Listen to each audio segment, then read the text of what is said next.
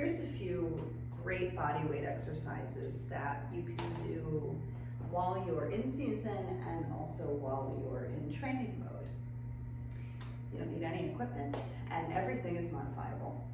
Start with the body weight squat. So hips are going to be right over your feet, and feet are angled out just a little bit. They don't have to be perfectly parallel.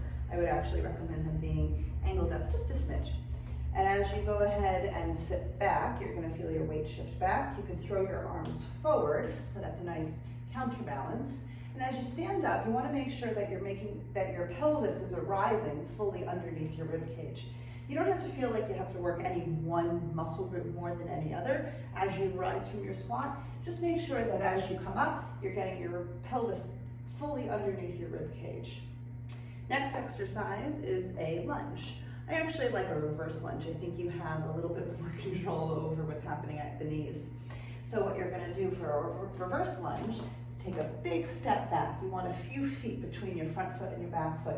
And as you do that, both knees are going to bend at the same time, just a little bit down, while the pelvis stays completely upright the whole time. You want to make sure your pelvis is not tucking under or it's not arching. So the pelvis drops straight down, your weight stays even between your feet, and then you step back up to your front foot. Other foot steps back, both knees bend, pelvis drops down straight, step back up. Next exercise you can do is a deadlift.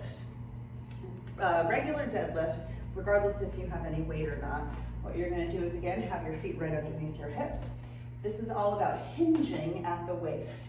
Spine stays long. You're going to lengthen from the top of your head and through your tailbone. Hinge forward at the waist. Your weight should stay over your ankles as you do this, and you're going to stand right back up. Again, same thing, making sure the pelvis arrives right underneath your rib cage.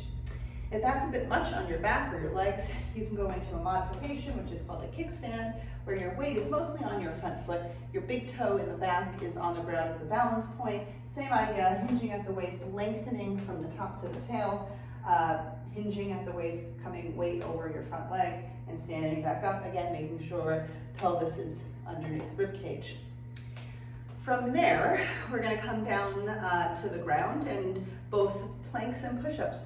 Fantastic exercises for anybody at any age to build strength in their body. If you feel comfortable getting on the floor, you can set yourself up so your wrists are right underneath your shoulders. Extend back into your legs. Keep weight a little bit more forward. You don't want to sit all the way back in your heels. And then from here, making sure your shoulder blades move throughout your range. You can do that on your knees. You can bring this way so your shins are down. And the same modification works for a plank. You can go ahead and do a plank on your forearms and on the toes, or you can bring the shins down. Again, making sure that as you're doing both push-ups and planks, you're feeling the work come from your shoulder blades, particularly the muscles that wrap around your torso. So feeling the floor push away, both in the push-up and the plank. If that is a bit much on your wrist, you can always modify on wall. So hands right underneath shoulders.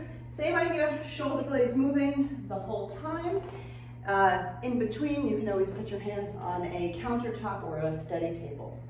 Last exercise that is beneficial for all dancers at all ages is the simple heel raise. You can do both feet at the same time.